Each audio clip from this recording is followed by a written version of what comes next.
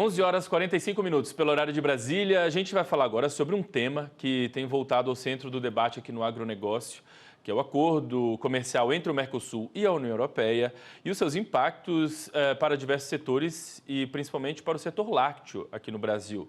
Assinado aí após mais de 2 décadas de negociações, o tratado abre cotas para produtos europeus, reacende preocupações com a competitividade do leite brasileiro e aí expõe alguns desafios históricos, da cadeia produtiva. Vamos entender então quais são os riscos, as oportunidades e as estratégias para o setor enfrentar esse novo cenário na minha conversa de agora, ao vivo, com o presidente da Associação Brasileira dos Produtores de Leite, Geraldo Borges. O presidente veio presencialmente hoje conversar com a gente aqui. Primeiramente, seja muito bem-vindo. Bom dia para você. Tudo bem, presidente? Obrigado. Bom dia, Felipe. Bom dia a todos que nos assistem aqui pelo AgroMais. É um prazer estar aqui novamente, Felipe. Pena que é sempre falando de uma preocupação com o nosso setor. De questões que preocupam, né? Bom, então vamos começar explicando, contextualizando para a nossa audiência por que... na verdade, o que muda para o setor lácteo brasileiro com a conclusão do acordo Mercosul-União Europeia e a abertura de cotas para produtos aí, a gente fala até em produtos como queijos e leite em pó, enfim. Quais são as preocupações, o que muda, na verdade, na prática com a chegada desse acordo? Pois não, Felipe, o setor tem uma preocupação muito grande porque os países da Comunidade Europeia são países que têm competitividade em suas cadeias, principalmente na que nós estamos aqui comentando, que é a do leite. Eles são países que têm também, na sua maioria, subsídios, e nós não temos isso aqui no nosso país. A nossa cadeia produtiva do leite nacional ela vem se desenvolvendo, ela vem aumentando a sua competitividade, mas ela ainda está muito longe de poder competir com produtos de países da Comunidade Europeia. Nós temos o exemplo aqui do que está acontecendo ainda, que é o leite vindo do Mercosul. Há 4 anos, nós já estamos numa crise que começou em 2023, houve um pouco ali de melhores momentos em 2024 e agora, principalmente no último trimestre de 2025, a crise assolou novamente o nosso setor leiteiro nacional, despencando o preço, com produtores recebendo preços abaixo do valor do seu custo de produção. E quando a gente vê que com esse acordo, mesmo que não seja de imediato, mesmo sabendo que existem os prazos para que se libere as importações, nós poderemos ter mais dificuldades se o ritmo do nosso desenvolvimento, da nossa competitividade, não for acelerado. Então, essa é a grande preocupação. Sabemos que países da Europa colocam muitas restrições, não só na questão de área de meio ambiente, não só questão também na área de sanidade, e isso tudo vai dificultar para que os nossos produtos sejam enviados para lá. E alguns produtos, principalmente queijos mais finos, leite em pó, nos preocupa vir da Europa para cá sim, no momento em que nós já vivemos com recordes de importações, como eu disse, muito acima da média histórica, que a gente sempre tinha aqui no Brasil, algo em torno de 1,5% a 3% do que é consumido de lácteos no Brasil, serem importados. E nós vimos agora de 2022 para cá, nessa crise, e que acentuou muito em 2023 e 2025, ano passado, números bem mais altos, um percentual que chegou em alguns momentos a 12%, trabalhando ali com 9% do que é consumido vindo do Mercosul. E já causou um desequilíbrio muito grande no nosso setor. Imagina se a gente tiver concomitantemente leite vindo da Europa para cá, agora com o novo acordo, tornando esse problema maior para o produtor nacional. Eu falo produtor, mas acaba desestruturando todo o setor, toda a cadeia, porque nós temos algo próximo de 1.800 cooperativas e laticínios que beneficiam lácteos no Brasil e que a maioria sofre também com essas crises que a gente já tem ciclicamente em relação apenas ao leite que vem da Argentina e Uruguai, do Mercosul, como eu repeti. E agora, se isso passa a acontecer também, mesmo sabendo, volto a dizer, que existe toda uma regulamentação ali para 10 anos, a gente tem que acelerar a nossa competitividade e aí passa por muita coisa para que a gente possa realmente ver com bons olhos esse novo acordo, que pode ser ótimo, pode ser bom para várias cadeias, mas nós estamos aqui falando especificamente do nosso setor leiteiro. Pois é, quando a gente observa o acordo, a gente vê ali que ele permite a entrada de produtos europeus sob cotas, né? Você acredita que esse fluxo vai impactar aí, digamos assim, de alguma maneira significativa nos preços pagos aos produtores brasileiros? Sim, qualquer quantidade que vier de leite de fora hoje para o país vai somar com essa inundação que nós já estamos tendo, como eu disse, nos últimos 4 anos. Então, é preocupante, mesmo sabendo que pode não ser a curtíssimo prazo, que seja a médio ou longo prazo, há essa preocupação. Por isso, Felipe, a gente precisa, o setor como um todo, mas o legislativo e o executivo, todos trabalharem firmes, em conjunto, para mudar o setor, torná-lo mais competitivo. Nós temos cobrado sempre do governo pautas estruturantes. No dia 3 de dezembro, estivemos no gabinete do Alckmin, completou hoje exatamente 2 meses que nós estivemos com ele, com o vice-governador e ministro do MDIC, falando justamente, a Abraleite colocou naquela reunião que existiam várias entidades tratando ali da questão do antidumping, a Abraleite, OCB apoiando a CNA, mas foi colocado por mim, representando a Abraleite, que não deveriam esquecer de trabalhar as medidas estruturantes do setor, que foram esquecidas em 2024 e 2025.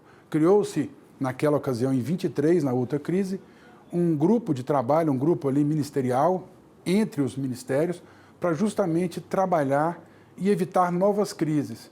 Quando passou aquela crise de 23, o grupo nunca mais se reuniu em 2024 e 2025. E no dia 3 de dezembro eu lembrei, o Alckmin, Paulo Teixeira, que eram os ministros que estavam presentes, e alguns representantes do ministro Favaro da Agricultura, que também se encontravam lá naquela reunião no MDIC, que precisaria reativar esse grupo de trabalho, esse grupo interministerial, contando com as entidades do setor, e naquele momento eu falei que todas as entidades com certeza estariam disponíveis para ajudar nesse sentido, e não esperar uma próxima crise. E isso, de lá para cá, já tem 60 dias, não foi nada feito, nenhuma reunião, mesmo sabendo do período de ano que é complicado, mas o setor exigia medidas emergenciais e também reuniões para se tratar dessas medidas estruturantes. As medidas estruturais, naquela ocasião, Felipe, eram, por exemplo, aplicar uma medida provisória do antidumping até a investigação ser concluída, ela ter andamento. E não foi feito. Então, a gente sofreu ainda com altos índices de importações no mês de dezembro, aquilo era 3 de dezembro, sofremos em dezembro, em janeiro, e ainda persistem altas. Houve uma leve diminuição, mas a gente precisa de ter uma mudança no setor como um todo. A questão da competitividade, ela passa por muitos assuntos. A gente vê que na Europa há uma discussão muito forte a partir desse acordo sobre subsídios para o setor agrícola, né? Inclusive para o setor do leite lá. Por aqui, há espaço, de repente, também para buscar algum tipo de subsídio para o setor? Nós não temos, né? Infelizmente, o setor não tem nenhum subsídio. Nós só temos um programa que, de certa forma, ajuda o setor, que é o Mais Leite Saudável, que está fadado a ser extinto com a nova reforma tributária, que é baseado no PIS e COFINS, e isso nos preocupa muito. Precisa ser criado urgentemente algo que o substitua. Esse programa, ele conseguiu ajudar a evolução que houve no setor, volto a repetir, mas precisa muito melhorar ainda, ajudou no sentido de boas práticas, de uma certa assessoria, assistência, que as propriedades que puderam participar, através dos laticínios e cooperativas, tiveram nesses últimos anos, desde que foi criado o programa Mais Leite Saudável. E o ideal era que se crescesse esse programa, ou um programa que tivesse o mesmo objetivo, conseguisse atingir principalmente os milhares de pequenos produtores desassistidos, que às vezes não têm uma assistência técnica que chega para todos. A gente sabe que existe um papel importante das empresas de aterro, no caso, nos seus estados, um papel importante do Senar, das cooperativas, das associações, mas ainda é um número enorme de produtores de leite no Brasil que ainda não estão tecnificados, ainda não estão com uma assistência técnica gerencial que te traga realmente um resultado melhor, uma eficiência melhor na sua atividade. E junto a isso nós temos uma série de fatores, como logística difícil, com estradas ruins, o custo de captação de leite nas propriedades, o custo de distribuição do leite no Brasil, o custo das próprias indústrias, das propriedades com insumos caros, com tributação em cascata, tudo isso nos atrapalha, nos tira a competitividade. Já com a Argentina, Uruguai e o Mercosul, imagine com países europeus que são altamente tecnificados e altamente subsidiados.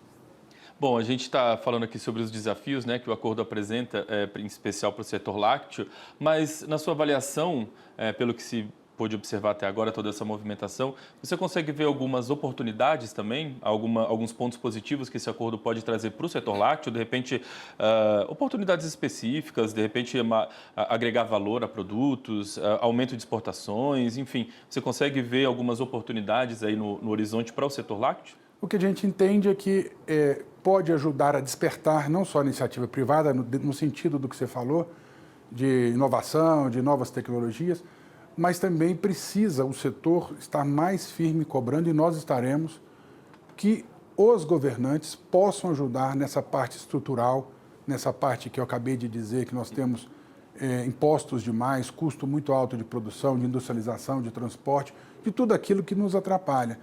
Se o governo puder realmente atuar junto a esse setor, ajudar em vários aspectos, isso vai ajudar.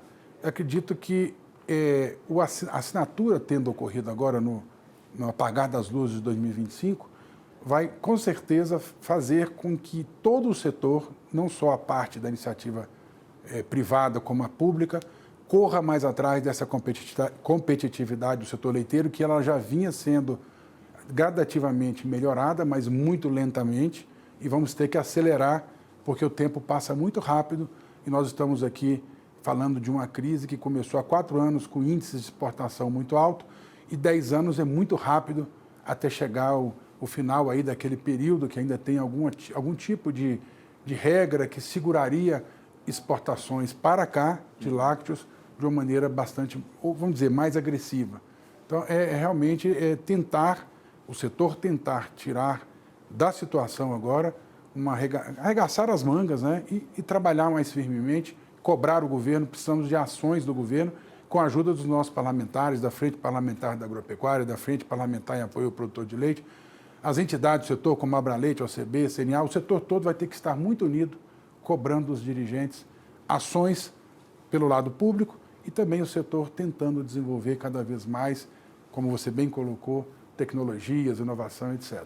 Bom, só para a gente encerrar aqui, sair um pouquinho dessa questão do acordo e eu voltar a olhar mais aqui para as nossas demandas internas de fato.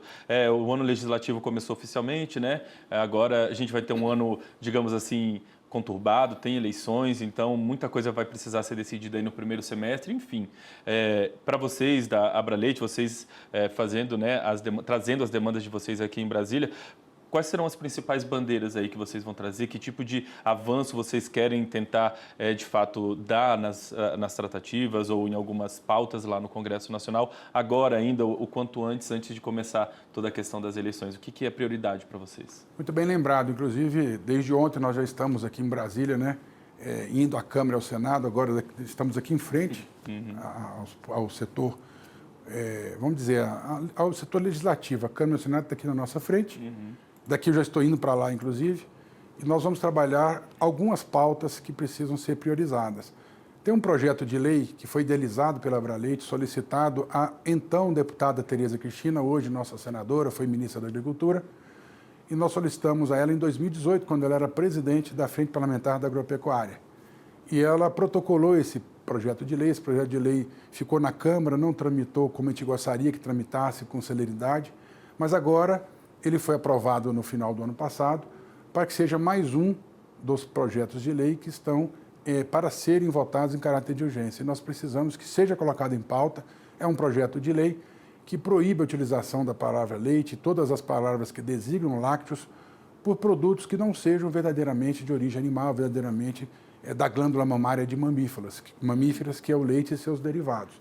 Isso vai, com certeza, trazer também uma certa organização no setor, porque nós temos problemas diversos de comunicação falha, de fake news, de produtos ou empresas que querem utilizar, de certa forma, o nome forte que o leite tem, desmerecendo ele e querendo aproveitar um mercado. Isso traz, com certeza, um incômodo.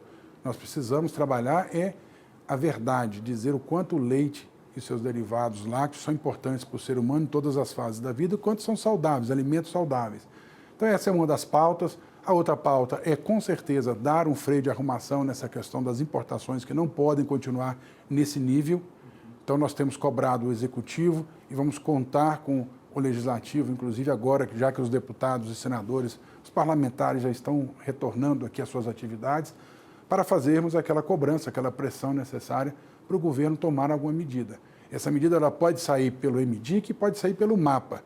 Precisa realmente que um desses ministros tome a frente, juntamente com o governo federal, e lembre que esse setor é um setor fantástico para o país, emprega milhões de pessoas no campo e nas cidades. Então, ele tem não só esse viés econômico, mas um viés social, com milhares, segundo o IBGE, 1.200.000 propriedades produtoras de leite, e nós temos dados aí que passam de 5 milhões de pessoas trabalhando diretamente com leite, só na atividade de pecuária leiteira no campo. Quando se coloca as atividades paralelas ali que estão junto com o leite, nós temos aí milhões de empregos no campo e nas cidades trabalhando em prol desse setor.